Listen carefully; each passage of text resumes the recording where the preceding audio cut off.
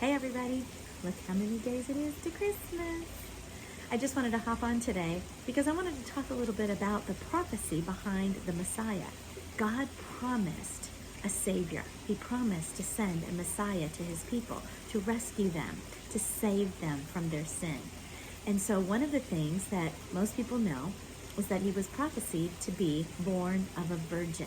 Now you and I both know it takes two people to make a baby. And a woman can't get pregnant without a man unless it's a miracle. And so that's what God decided to do, so that there would be no mistaking. So Mary gets pregnant. She is engaged to Joseph, but they haven't consummated the marriage, if you know what I mean. And so an angel comes to her and says, don't be afraid, but that God has chosen you to be the carrier, the mother of the Savior of the world. Can you imagine that? And so you can check that box of prophecy because Jesus was born of a virgin. The second thing that we all hear about is that he was born in Bethlehem. Now that was prophesied. But Bethlehem was a really small little city. And it was a very specific place. But Mary and Joseph were from Nazareth. So how is this going to work that the baby's going to be born in Bethlehem?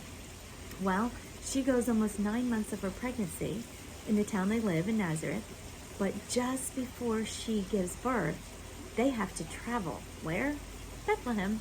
Because there is a census and they had to be counted in their hometown, and they were both from Bethlehem.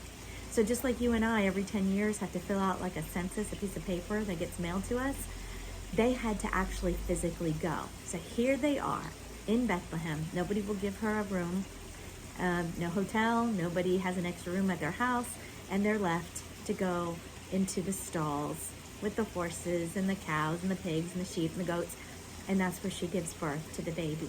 Now the angel told her she would call him Emmanuel, which means God with us. He would be mighty God, wonderful counselor.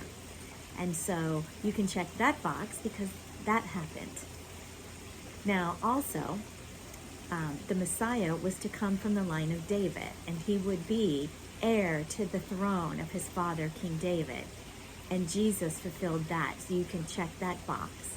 And there's so many other prophecies, but I just wanted to come on today just to share these first few that lead up to his birth. And then you've got the wise men that follow the star, that they're told to follow the star, and they would find the baby Jesus, the Messiah. But I'm going to go into some more of the prophecy on another day because it's just really fascinating. And God tells us in his word that if there are prophets that speak things that come to pass, then those are true prophets. But if one thing they say doesn't happen the way they say it, then they're a false prophet.